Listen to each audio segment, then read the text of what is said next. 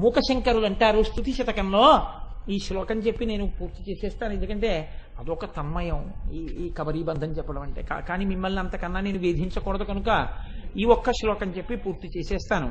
మూకశంకరులు అంటే వారు పుట్టుక చేత మూగివారు. అటువంటి వారు అమ్మవారు కామాక్షి అమ్మవారి దేవాలయంలో కూర్చునున్నారు. అమ్మవారి ఉపాసకుడు వేరొకరు కూడా కూర్చున్నారు అటువైపు. అమ్మవారు మధ్యలోంచి వెళ్ళింది. విడుతూ తాంబూలపు పిడచ తీసి ముందు అవతల వారి చేతిలో పెట్టింది. పెడితే ఆయన అన్నాడు, ఎంగిలి నేను తిననన్నాడు. అమ్మవారు నవ్వి మూకశంకరుల్ని తట్టింది. ఆయన కళ్ళు తెరిచాడు. నోరు తెరువుని తాంబూలపు పిడచ పెట్టింది. నా జన్మభాగ్యం అమ్మా, నోరు లేనివాణ్ణి, మాటలు లేనివాణ్ణి, నా నోట్లో పెట్టావా అమ్మా తాంబూలపు పిడచ అని నవిలేరు. అంతే, లేచి నిలబడ్డారు. ఆర్యాశతకం 100 పద్యాలు, స్తుతి శతకం 100 శ్లోకాలు, మందస్మిత శతకం 100 శ్లోకాలు, కటాక్ష శతకం 100 శ్లోకాలు, ఇలా అమ్మవారి మీద 500 శ్లోకాలు చెప్పేశారు. అమ్మవారి పాదాల వంక చూసి 100 శ్లోకాలు, పాదాల వింద శతకం మొత్తం 500 శ్లోకాలు, మూక పంచశతి గడ గడ గడ గడ గడ గడ గడ గడ చెప్పేశారు. చెప్పేసిన తర్వాత అమ్మవారు పొంగిపోయింది. మాటలు లేని వారు చెప్పిన శ్లోకాలు, అమ్మవారు ఇచ్చిన మాటలే ఆ మాటలు. ఏం కావాలి నీకంది. నా మాట తీసేయమ్మా అన్నారు. అదేమయ్యా అంది. వద్దు, మాటలు లేని వాడితో మాట్లాడించావు, 500 శ్లోకాలు నీ గురించి చెప్పాను, ఇంకా లౌకికమైన మాటలు నాకొద్దు అమ్మ, నా మాటలు తీసేయమ్మా. తీసేసింది అమ్మవారు. వారు కంచి పీఠానికి పీఠాధిపతులయ్యారు. అటువంటి మూకశంకరులు అమ్మవారిని ఇలా నిలబడి చూస్తూ అమ్మవారి కేశపాశం గురించి అత్యద్భుతమైన శ్లోకం ఒకటి ఇచ్చారు. సృష్టిలో ఎవ్వరూ చెప్పలేరు. మొదటిది ఆర్యా ద్విషతి, అమ్మవారి అనుగ్రహంతో దుర్వాసో మహర్షి చెప్పారు. మధ్యలో సౌందర్యలహరి అమ్మవారి అనుగ్రహంతో శంకరులు చెప్పారు. 3 అమ్మవారి అనుగ్రహంతో మూకశంకరులు చెప్పారు. 3 అమ్మవారి అనుగ్రహంతో వచ్చాయి. వసిన్యాది దేవతలు అమ్మవారి అనుగ్రహంతో చెప్పారు. లలితా సహస్రం.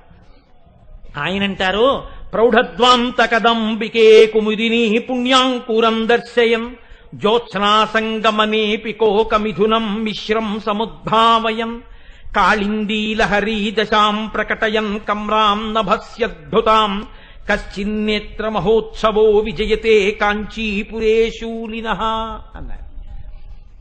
అమ్మా, నాకు ఒక ఆశ్చర్యకరమైన విషయం కనపడుతోంది అన్నారు ఆయన. ఏమిటి కనపడుతోంది? అమ్మవారు అడగలేదు, నవ్వుతూ నిలబడిందంతే. వెళ్ళిపోతున్నాయి శ్లోకం తర్వాత శ్లోకం. ఆయన అన్నారు, ప్రౌఢద్వాంతకదంబికే కుముదుని పుణ్యాంకురం యంజయం. గాఢాంధకారంలో చందమామ ప్రకాశిస్తోంది. ఇంకేం లేదు, కటిక చీకటి చంద్రరేఖ. ఏ ఆధారము లేనటువంటి ఆకాశము. జ్యోత్స్నాసంగమనేపి కోకమిథునం మిశ్రం సముద్భావయన్. చీకటి పడి వెన్నెల వస్తే చంద్రుడి వెన్నెలలో చకోర పక్షులకి కళ్ళు కనపడవు. చంద్రుడు ప్రకాశిస్తే చకోర పక్షులకి కళ్ళు కనపడవు. చకోరములు గుండ్రంగా ఉంటాయంటారు. చకోరములకున్న లక్షణం ఏమిటంటే ఒక్కొక్కటి ఉండదు విడిగా. ఎప్పుడూ పక్కన భార్య భర్త 2 ఒరుసుకుంటూ కూర్చుంటాయి. అదో సరదా, కొంతమంది మోటార్ సైకిల్ మీద కూర్చున్నట్టు. కాబట్టి అలా ఒరుసుకుంటూ కూర్చుంటాయి కాబట్టి ఆయన అంటున్నారు, జ్యోత్స్నాసంగమనేపి కోకమిథునం మిశ్రం సముద్భావయం.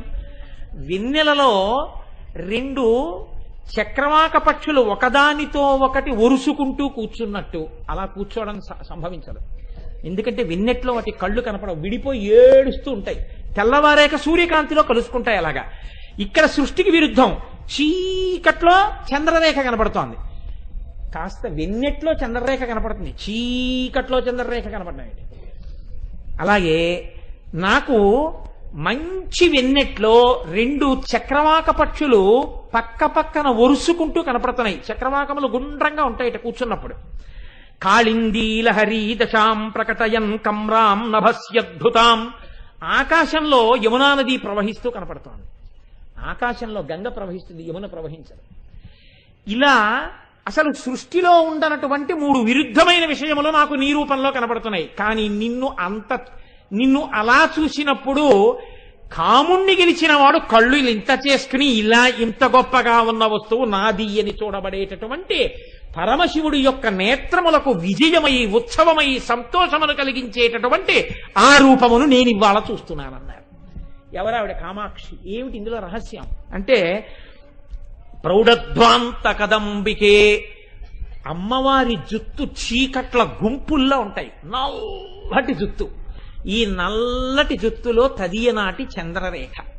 అందుకని అమ్మవారి జుత్తులో ఉన్నటువంటి చంద్రరేఖని నల్లటి చీకట్లో చంద్రరేఖ, వెన్నెట్లో కలుసుకున్నటువంటి చక్రవాక పక్షులు, పైన ఉన్నటువంటి చంద్రరేఖ యొక్క వెన్నెట్లో పక్క పక్కనే ఉన్నటువంటి అమ్మవారి యొక్క 2 స్తనములు, 3 కాళిందీ లహరి, ఆకాశంలో ప్రవహిస్తున్నటువంటి యమునా నది. ఆకాశం అంటే మీరు ఎంత సన్నగా ఊహ చేస్తే ఉందా లేదా అన్నట్టు ఉంటుంది ఆకాశం. ఆకాశం ఉందా అంటే ఉంది, లేదా అంటే లేదు, అక్కడెక్కడ ఒరిగినట్టు ఉంటుంది. పరిగెడితే ఆకాశం కనపడదు.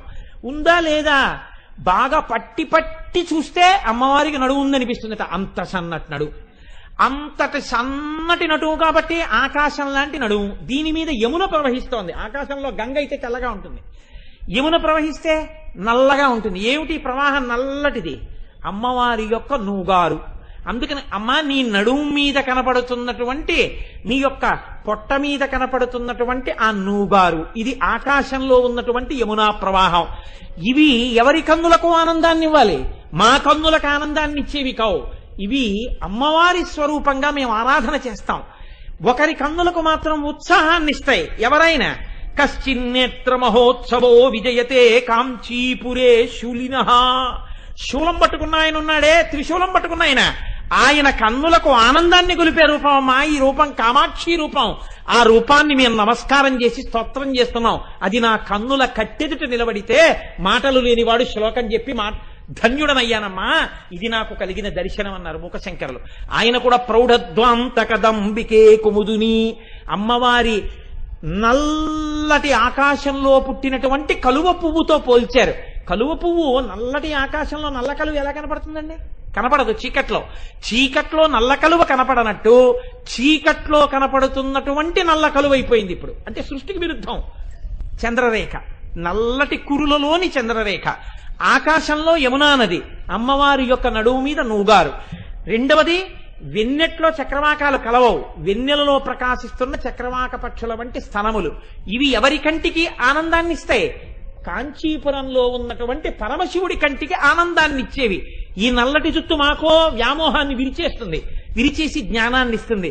మాకు అమ్మవి, ఆయనకి అనురక్త అయినటువంటి నిత్యలివి, భార్యవి, ప్రియురాలివి. అమ్మా ఏకకాలమునందు నువ్వు శివకామ సుందరివి, మాకో మా తల్లివి. అటువంటి దర్శనమిచ్చి మమ్మల్ని కృతార్థురాల్ని చేశావమ్మా అని మూకశంకరుడు స్తుతి శతకంలో అమ్మవారి యొక్క కబరీబంధం మీద చేసినటువంటి శ్లోకం. కాబట్టి ఇవాళ శుక్రవారం, అందున పుష్యమాసంలో కృష్ణపక్షంలో వచ్చినటువంటి మొట్టమొదటి శుక్రవారం, తదియతో ఉన్నటువంటి శుక్రవారం.